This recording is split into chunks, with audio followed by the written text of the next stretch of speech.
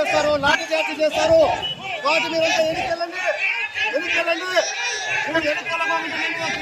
తీసుకుంటారు. అందరూ ఎన్నికలు కోరుతున్నాం. మీరంతా పోలీసులకు సహకరించాలి.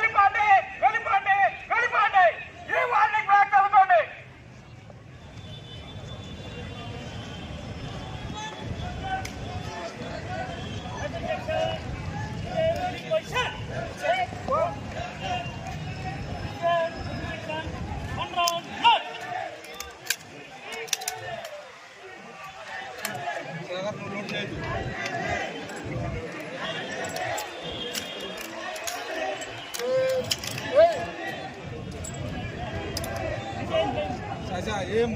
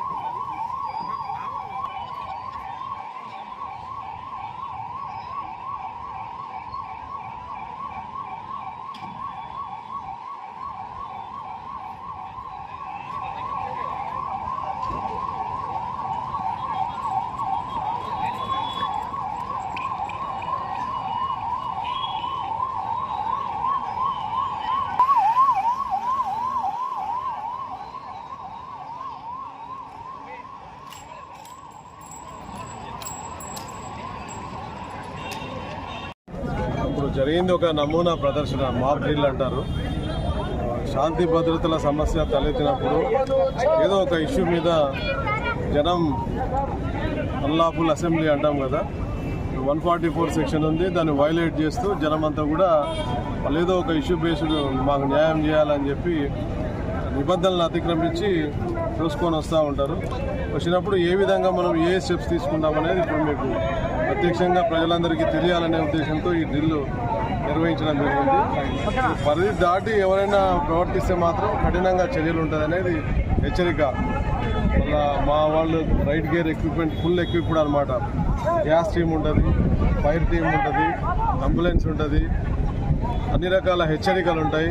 అది హెచ్చరిక చేసిన తర్వాత కూడా దాటి మేము వైలెన్స్ క్రియేట్ చేస్తాము, ప్రభుత్వ ఆస్తులకు కానీ ప్రైవేట్ ఆస్తులకు కానీ నష్టం కలిగించడము, ఇతరులకు నష్టం కలిగించడం కనుక చేసే సందర్భం ఉందంటే అలాంటప్పుడు ఈ చర్యలన్నీ కూడా ఇప్పుడు మీకు ప్రత్యేకంగా చూశారు కదా, ఈ చర్యలన్నీ తీసుకోవడం జరుగుతుంది. కఠినంగా యాక్షన్స్ ఉంటాయి.